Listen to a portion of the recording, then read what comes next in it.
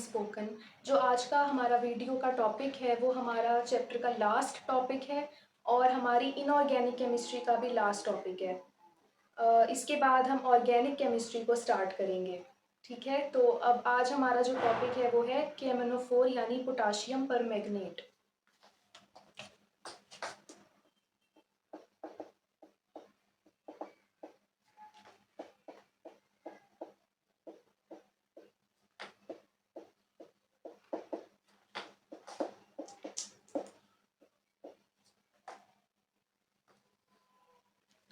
ठीक है, तो सबसे पहले हम थोड़ा सा इसका इंट्रोडक्शन डिस्कस कर लेते हैं। तो हमारे पास जो पोटाशियम परमैंगनेट है वो एक अनस्टेबल एसिड है। ठीक है, और ये बहुत ही ज़्यादा, इसकी जो इम्पोर्टेंस है वो काफ़ी ज़्यादा है।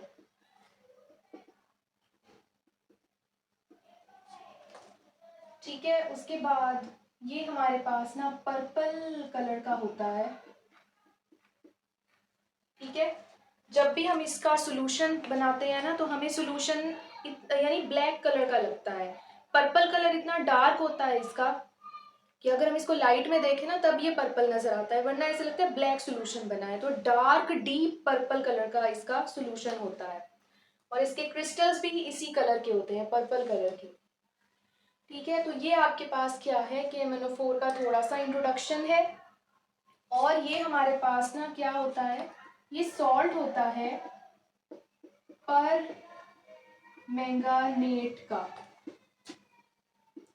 ठीक है, पर मैंगानेट एसिड जो है ये उसका सॉल्ट होता है जो कि होता है HMnO4। ठीक है, तो ये आपके पास ना इसका इंट्रोडक्शन आ गया आपके KMnO4 का। नेक्स्ट अब हम इसकी प्रेपरेशन की तरफ चलते हैं।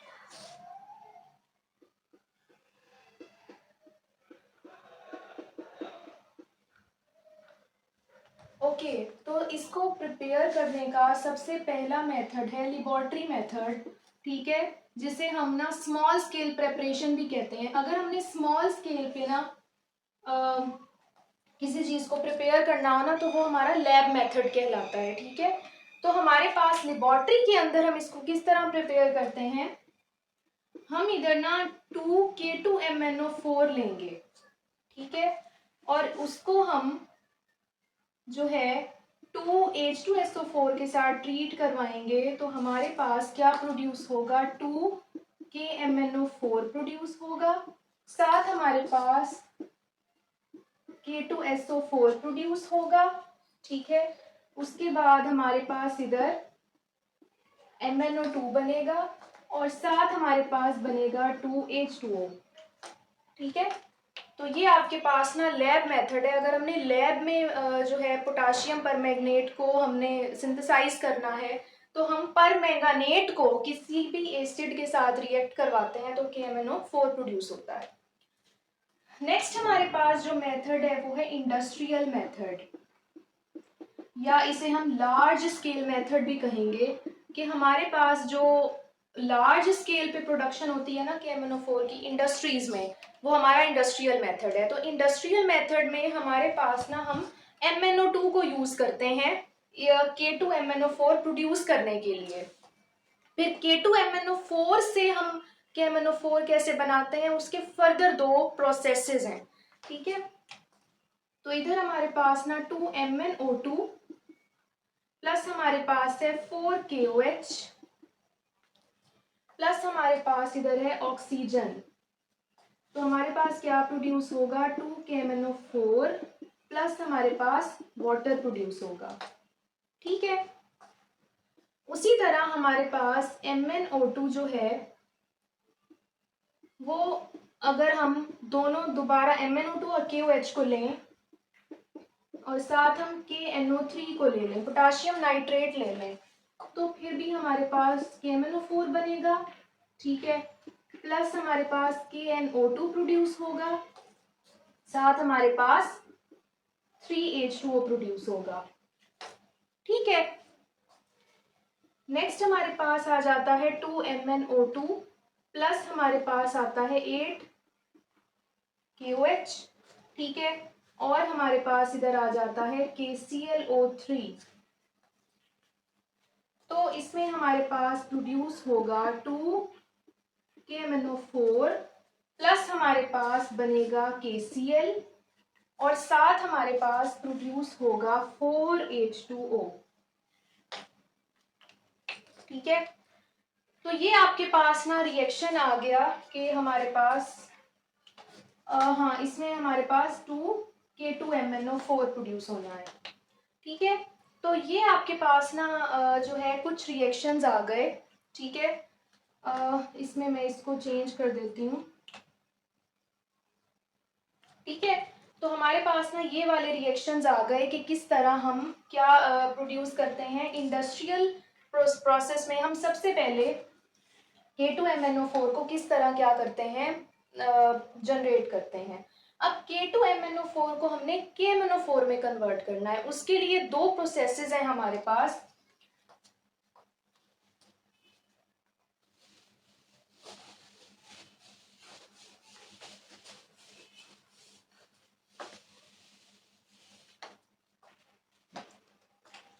तो हमारे पास नंबर 1 प्रोसेस क्या है, स्टेडलर्स मेथड। स्टेडलर्स मेथड हमें क्या कहता है, स्टेडलर्स मेथड हमें ये कहता है कि when K2MnO4 is reacted with Cl2 gas, the green color of K2MnO4 converts into purple. ठीक है, तो हमारे पास जब भी हम K2MnO4 को Cl2 के साथ रिएक्ट करवाएंगे स्टेडलर्स प्रोसेस में, हम क्लोरीन के साथ ना रिएक्ट करवा देते हैं K2MnO4 को। तो K2MnO4 होता है ग्रीन कलर का, लेकिन जैसे ही उसमें से क्लोरीन गैस पास होती है तो उसका कलर पर्पल हो जाता है। तो रिएक्शन हमारे पास क्या होगा, 2K2MnO4 को हमने क्लोरीन गैस के साथ जब रिएक्ट कराया तो हमारे पास 2KMnO4 प्रोड्यूस होता है और साथ हमारे पास प्रोड्यूस होगा 2KCl। ठीक है, सेकेंड हमारे पास जो मेथड है वो आता है इलेक्ट्रोलाइटिक ऑक्सीडेशन मेथड, या प्रोसेस भी इसको कह सकते हैं।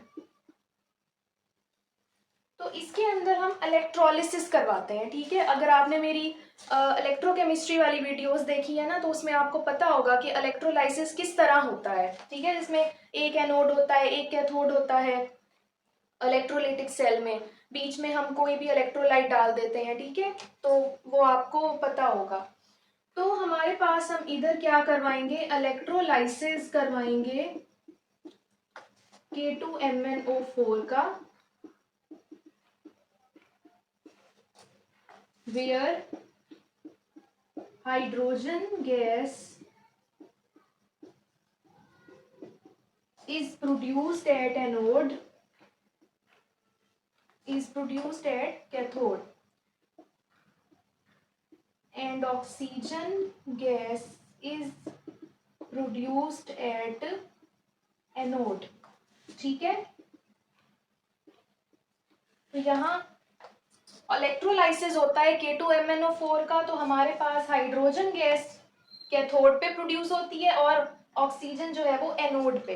किस तरह, हमारे पास रिएक्शन है K2MnO4 प्लस वाटर प्लस हमारे पास नेसेंट ऑक्सीजन है, तो क्या प्रोड्यूस होगा, 2KMnO4 प्रोड्यूस होगा। ठीक है, साथ हमारे पास MnO2 प्रोड्यूस होगा, बल्कि साथ हमारे पास KOH प्रोड्यूस होगा। ठीक है, तो ये हमारे पास ना प्रोसेसेस आ गए। थर्ड भी हमारे पास एक प्रोसेस है जो कि हम करवाते होते हैं, वो हमारे पास है CO2 एडिशन का प्रोसेस। अगर हमारे पास हम CO2 को ऐड करवा दें, when CO2 is added to K2MnO4, KMnO4 is produced। ठीक है। और किस तरह KMnO4 प्रोड्यूस होता है, उसी तरह कि हमारे पास K2MnO4 का जो ग्रीन कलर है वो पर्पल में कन्वर्ट हो जाएगा। तो हमारे पास इधर रिएक्शन आ जाता है 2K2MnO4 प्लस हमारे पास आएगा 5CO2, ठीक है, और साथ हमारे पास आएगा वाटर। तो हमारे पास क्या प्रोड्यूस होगा, 2KMnO4 प्लस हमारे पास MnO2 प्रोड्यूस होगा, साथ हमारे पास प्रोड्यूस होगा 2KHCO3, ठीक है। तो ये आपके पास ना इंडस्ट्रियल प्रेपरेशन के कुछ मेथड्स हैं कि हम K2MnO4 को किस तरह KMnO4 में पोटाशियम पर मैग्नेट में कन्वर्ट कर रहे हैं, ठीक है। तो नेक्स्ट हमारे पास आ जाते हैं इसके रिएक्शंस।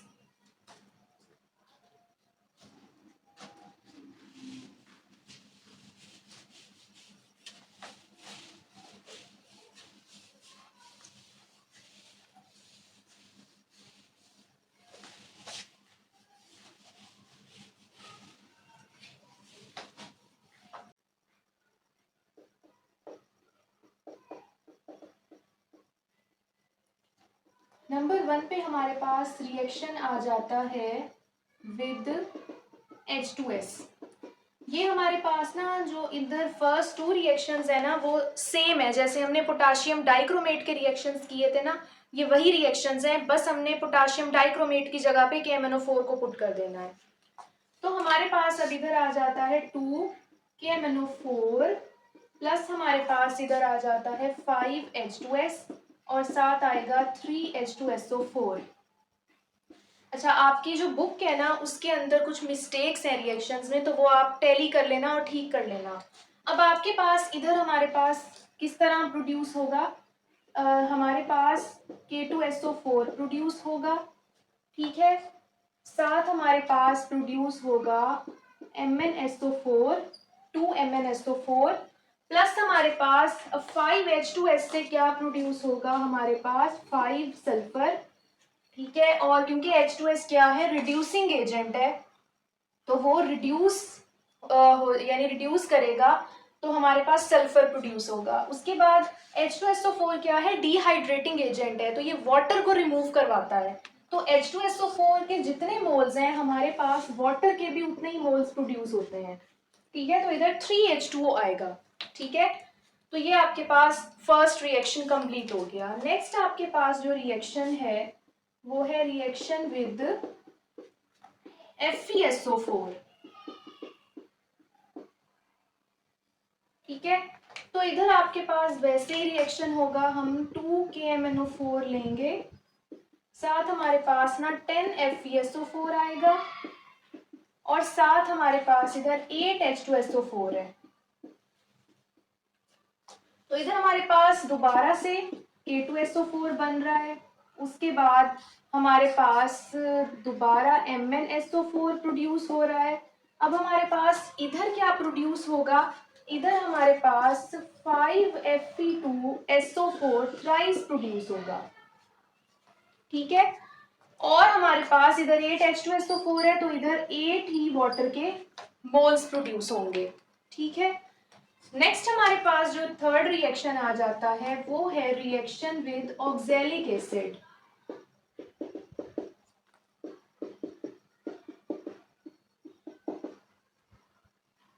ऑक्सैलिक एसिड के साथ जो रिएक्शन है वो हमारे पास इस तरह होगा, 2KMnO4 प्लस हमारे पास 5C2H2O4, ये ऑक्सैलिक एसिड है, और साथ हमारे पास 3H2SO4 है।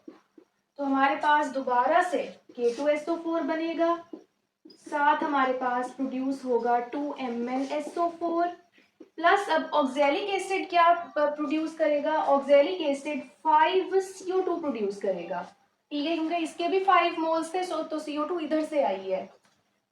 और हमारे पास 3H2SO4 प्रोड्यूस करेगा 3H2O, ओके। लास्ट हमारे पास जो रिएक्शन है वो हमारे पास है रिएक्शन विद KOH।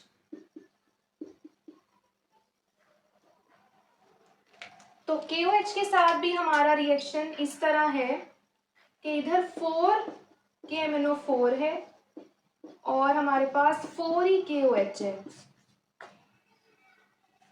ठीक है, तो इधर हमारे पास क्या प्रोड्यूस हो जाएगा, दोबारा से 2K2MnO4 प्लस हमारे पास ऑक्सीजन और साथ प्रोड्यूस होगा वाटर। ठीक है, तो ये हमारे पास जो KMnO4 है ना वो वापस डाइवर्ट होके K2MnO4 में कन्वर्ट हो गया है इस रिएक्शन में। ठीक है, तो ये आपके पास ना जो है रिएक्शंस आ गए KMnO4 के। अब हम KMnO4 की प्रॉपर्टीज को देख लेते हैं और उसके यूजेस को देख लेते हैं।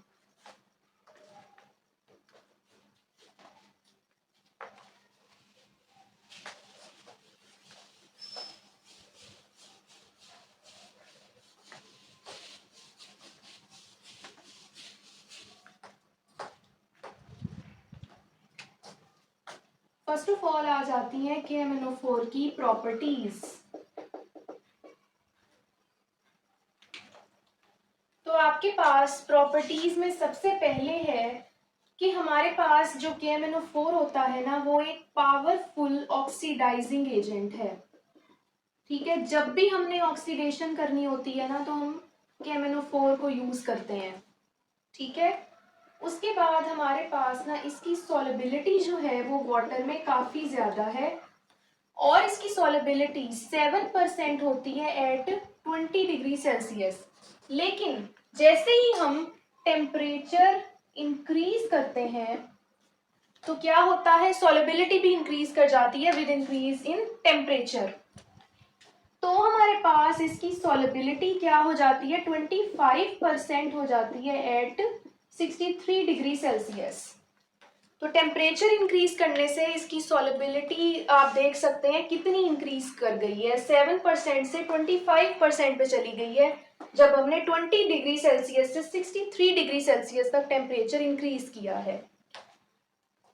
नेक्स्ट हमारे पास आ जाता है कि ये क्या है, डार्क पर्पल कलर के लस्ट्रस इसके क्रिस्टल्स होते हैं, यानी कि शाइनी क्रिस्टल्स हैं।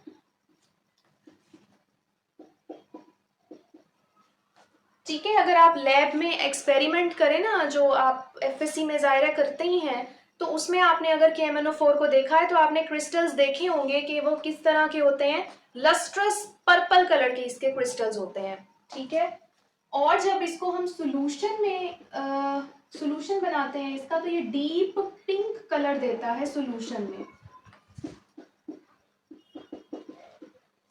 ठीक है, तो ये आपके पास इसकी प्रॉपर्टीज हैं। नेक्स्ट हमारे पास आ जाते हैं इसके यूजेस। इसके यूजेस भी बहुत सारे हैं। ठीक है, ये सबसे पहले तो ऑक्सीडाइजिंग एजेंट के तौर पे बहुत ज़्यादा यूज होता है। ठीक है, उसके बाद ये हमारे पास एज अ जर्मीसाइड भी यूज होता है। ठीक है, और फंजी डिसइंफेक्टेंट के तौर पे भी यूज होता है। ठीक है, यानी कि अगर इन्फेक्शन हो गया हो ना किसी जगह पे हमारी बॉडी पे, तो हम डिसइंफेक्टेंट की जो मेडिसिन होती है ना उनमें KMnO4 भी डाला जाता है। उसके बाद ये ऑर्गेनिक कंपाउंड्स की मैन्युफैक्चर में भी यूज होता है, ऑर्गेनिक कंपाउंड प्रोडक्शन में। उसके बाद हमारे पास ये वाटर ट्रीटमेंट में भी यूज होता है। वाटर की जब प्योरिफिकेशन करवानी होती है ना तो हम KMnO4 को यूज करते हैं। और हमारे पास ना ये मेडिसिन में भी काफी यूज किया जाता है फॉर ट्रीटिंग इन्फेक्शंस।